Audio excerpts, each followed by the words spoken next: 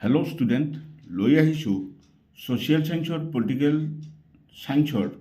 Social ছায়েন্সৰ practice paper number 3, য'ত আছে পলিটিকেল ছায়েন্স আৰু ইকনমিক্স পাৰ্ট। ইয়াৰ আগতে মই প্ৰেক্টিছ পেপাৰ নাম্বাৰ 1 অৰ্থাৎ হিষ্ট্ৰী পাৰ্ট আৰু প্ৰেক্টিছ পেপাৰ নাম্বাৰ 2 জিঅ'গ্ৰাফী পাৰ্টৰ ভিডিঅ' দি দিছোঁ। যদি কোনোবাই চোৱা নাই তেন্তে মই প্ৰেক্টিছ পেপাৰ দুখন যদি তোমালোকৰ কোনোবাই চোৱা নাই তেতিয়াহ'লে মই ডেছক্ৰিপশ্যনত লিংক দি দিম, তোমালোকে চাই ল'ব পাৰিবা। এই তিনিখন পেপাৰ প্ৰেক্টিছ কৰিলে তোমালোকে ভালদৰে যদি তোমালোকে প্ৰেক্টিছ কৰা তেতিয়াহ'লে তোমালোকে 100% লিখিব পাৰিবা। আহা তেতিয়াহ'লে পলম নকৰি ভিডিঅ'টো আৰম্ভ কৰোঁ। এতিয়া চোৱা, নাম্বাৰ 1ত চোৱা, ভাৰতবৰ্ষৰ যুক্তৰাষ্ট্ৰীয় ব্যৱস্থাৰ বৈশিষ্ট্যসমূহ চমুকৈ লিখা। এইটো কুৱেশ্যন নাম্বাৰ 1, এই কুৱেশ্যনটো ভালদৰে চাবা।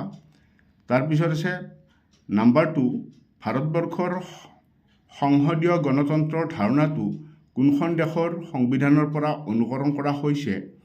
ভাৰতবৰ্ষৰ সংসদীয় গণতন্ত্ৰত দুটা পাৰ্থক্য উল্লেখ কৰা, যিটো সেইখন দেশৰ পৰা বেলেগ। নাম্বাৰ 3, নেহেৰুৰ উদ্দেশ্য সম্পৰ্কত প্ৰস্তাৱ 3টা আলোচনা কৰা। নাম্বাৰ 4ত চোৱা, ভাৰতৰ সংবিধান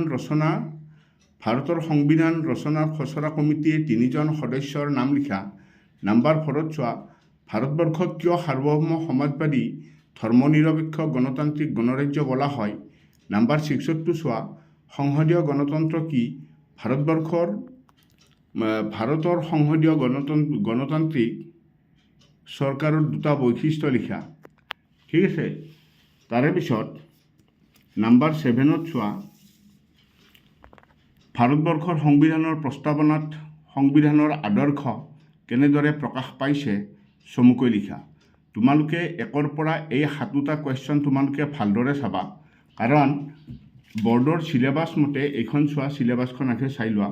বৰ্ডৰ চিলেবাছ মতে পলিটিকেল আৰু ইকনমিক্স পাৰ্টৰ পৰা তোমালোকৰ ইণ্ডিয়ান ডেম'ক্ৰেচি যিটো আছে, ভাৰতীয় গণতন্ত্ৰৰ পৰাহে 3 মাৰ্কৰ এটা কুৱেশ্যন আহিব। বাকী তোমাৰ 2 নম্বৰ যিটো আছে আন্তৰ্জাতিক সংস্থা আৰু ৰাষ্ট্ৰসংঘ আৰু অন্যান্য, এইটোৰ পৰা একচুৱেলি বৰ্ডৰ চিলেবাছ মতে কোনো ধৰণৰ লং কুৱেশ্যন নাথাকে। আৰু ইকনমিক্স পাৰ্টত তোমালোকে চাবা মুদ্ৰা আৰু বেংক ব্যৱস্থা, অৰ্থনৈতিক উন্নয়ন, এই দুটা লেচনৰ পৰাও কোনো ধৰণৰ লং কুৱেশ্যন নাথাকে বৰ্ডৰ চিলেবাছ মতে।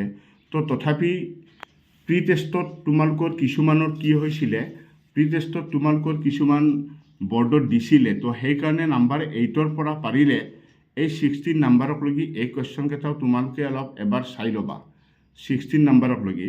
কিন্তু এনেই তোমালোকে 1ৰ পৰা 7 নাম্বাৰৰ ভিতৰত চালেই তোমালোকৰ কমন পৰিব, কাৰণ সেইটো আমাৰ ইণ্ডিয়ান ডেম'ক্ৰেচি অৰ্থাৎ ভাৰতীয় গণতন্ত্ৰৰ পৰা দিয়া হৈছে। তো বাকী তোমাৰ একেটা তোমাৰ ইকনমিক্স পাৰ্ট আৰু 2 নম্বৰ যিটো আমাৰ পলিটিকেল ছায়েন্সৰ পাৰ্ট আছিলে তাৰ পৰা দিয়া হৈছে। তো গতিকে তথাপিতো বেলেগ ডিষ্ট্ৰিক্টত যিগতিকে দিছিলে সেইকাৰণে মই কেইটামান চিলেক্ট কৰি দি দিছোঁ। তো এতিয়া নাম্বাৰ 8টো চোৱা, ভাৰতৰ কেন্দ্ৰীয় বেংকটোৰ নাম কি?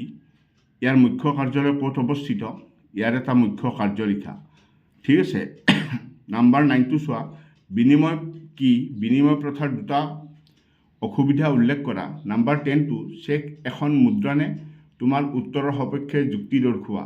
ৰাষ্ট্ৰসংঘৰ নাম্বাৰ 11, ৰাষ্ট্ৰসংঘৰ নিৰাপত্তা পৰিষদৰ এটা চমু বিৱৰণ দিয়া। নাম্বাৰ 12, মুদ্ৰা কি? মুদ্ৰাৰ দুটা মুখ্য কাৰ্য উল্লেখ কৰা। নাম্বাৰ 13, ৰাষ্ট্ৰসংঘৰ 4টা বিশেষ অভিকৰণ কি কি? নাম্বাৰ 14, ৰাষ্ট্ৰসংঘ কেতিয়া স্থাপিত হৈছিল? ইয়াৰ মূল লক্ষ্যটো কি? নাম্বাৰ 15, বিশ্ব শান্তিত ৰাষ্ট্ৰসংঘৰ ভূমিকাৰ বিষয়ে লিখা। নাম্বাৰ 16, ভাৰতীয় ৰিজাৰ্ভ বেংকৰ 3টা প্ৰধান কাৰ্য আলোচনা কৰা। একেটা কুৱেশ্যন চালে তোমালোকৰ কমন পৰিব, কিন্তু তোমালোকে নাম্বাৰ 1ৰ পৰা 7লৈকে ভালদৰে চালেই তোমালোকৰ কমন থাকিব বৰ্ডৰ চিলেবাছ মতে। যদি তোমালোকে চোৱা 1ৰ পৰা 7লৈকে তোমালোকে চাবা। তো এই ভিডিঅ' 3টা তোমালোকে ভালদৰে চাবা। 3খন প্ৰেক্টিছ পেপাৰ দিছোঁ মই। এই 3খন পেপাৰ ভালদৰে ফ'ল' কৰিলে তোমালোকে 100% লিখিব পাৰিবা আৰু সকলো বস্তু তোমালোকৰ কমন থাকিব। আজিলৈ আৰু বিশেষ নাই, ইমানতে সামৰণি মাৰিলোঁ। ধন্যবাদ।